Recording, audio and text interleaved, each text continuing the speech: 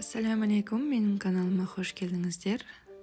Сливадан варенье жасайтын боламыз. Сливаларымыз бөлек болып шығады, езілмейді және сиропы қою болып шығады.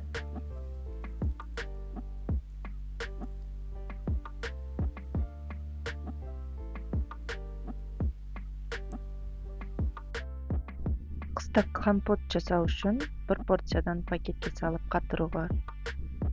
Вареньеға да сливаны дайындап алдым.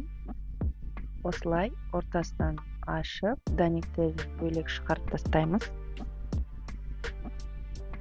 Сливамыз тәтті болған үшін 1 килограмм сливаға 800 грамм қант салып, 8 сағатқа қоя тұрамыз. Слива өзін суын шығарғанша.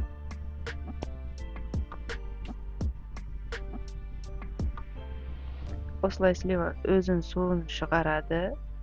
Өзінің соғымен вареньені қайнатамыз. Отқа қойып, бір қайнап, көбіге шыққанша бір қайнатып аламыз да, сосын өшіріп, суытамыз. Көбіктерін алып тастаймыз. Екінші ретте қатты қайнатпаймыз. Бір қайнарға жеткенде қайта өшіріп, суытамыз. Екінші рет суып болған соң сливаларымызды бөлек ыдысқа алып аламыз да, сиропын бір қайнатып аламыз. Кішкене қоюлау болу үшін сливамен бірге қатты қайнатуға болмайды. Сливаларымыз езіліп кетеді. Сливалар бөлек-бөлек болып шығу үшін сиропымызды бөлек қайнатып аламыз. Бір қайнап болған соң сироптың үстіне қайтадан сливамызды саламыз. Осылай салып аламыз.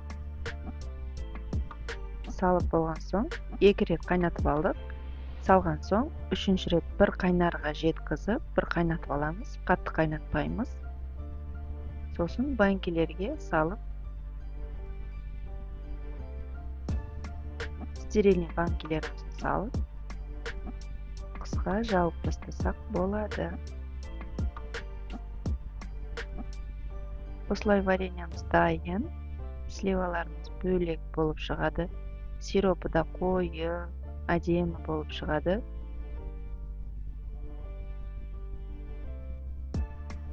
Видеоның соңына дейін көргендеріңіз үшін рахмет. Сау болыңыздар.